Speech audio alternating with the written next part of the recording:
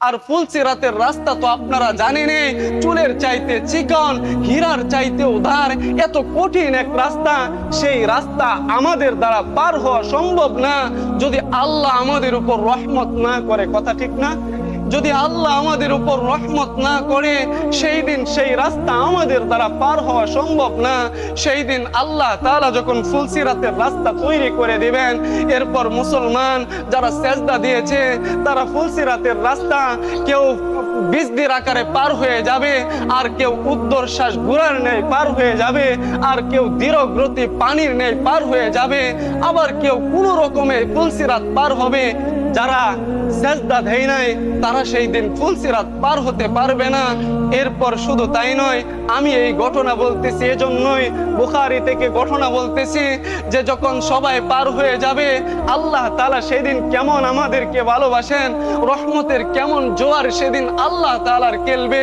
আপনারা শুনেন, যখন সব মুসলমান জান্নাতে যাবে, যারা দুনিয়াতে সেজদা দেয় নাই, দুনিয়াতে সুদ খাইতো, ঘুষ খাইতো, তারা ব্যতীত সবাই যখন জান্নাতে চলে যাবে, এরপর তাদেরকে জাহান্নামে দেওয়ার পরে জাহান্নামের সেই আগুন যখন তাদেরকে গ্রাস করে নিবে, আর তাদের চিল্লানি যখন জান্নাতীদের কানে যাবে, জান্নাতীরা ওই পারে গিয়া আল্লাহর কাছে বলবে, মালিক, জমিনের মধ্যে তাদের সাথে আমরা এক সময় নামাজ পড়তাম, কোনো গুনাহের কারণে তারা মসজিদে আসতে পারে নাই।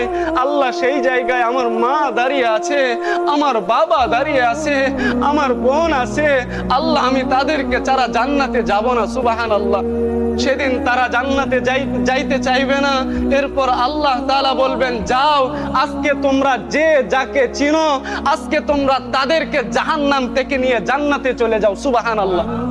এই ঘোষণা দেওয়ার পরে সবাই তাদের চিনা চিনা মানুষদেরকে দৌড়ে দৌড়ে জান্নাতে নিয়ে যাবে। যখন সব মানুষকে জান্নাতে নিয়ে যাবে, এরপর কিছু মানুষ থাকবে, আল্লাহ তাআলা ফেরেশতাদেরকে হুকুম দিবেন, ও আমার ফেরেশতারা, যাও জাহান্নামের মধ্যে যাও, জাহান্নামের মধ্যে গিয়া দেখো যাদের ভিতরে এক দিনার পরিমাণ ঈমান আছে, তাদেরকেও আজকে জান্নাতে নিয়ে যাও। সুবহানাল্লাহ।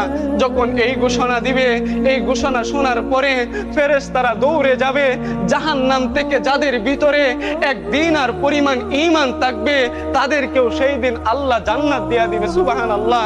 এরপর ফেরেশতারা আল্লাহর কাছে এসে বলবে, আল্লাহ, যাদের ভিতরে এক দিনার পরিমাণ ঈমান, তাদেরকে আজকে জান্নাতে নিয়ে এসেছি। এরপর আল্লাহ আবার বলবেন, আবার যাও, গিয়া দেখো যাদের ভিতরে অর্ধ দিনার পরিমাণ ঈমান আছে, তাদেরকেও আজকে তোমরা জান্নাতে নিয়ে যাও। সুবহানাল্লাহ। আহা, মনে হয় আজকে আপনারা খুশি হচ্ছেন না, না? সুবহানাল্লাহ। অনেকেই বলেন, অনেকেই বলেন না।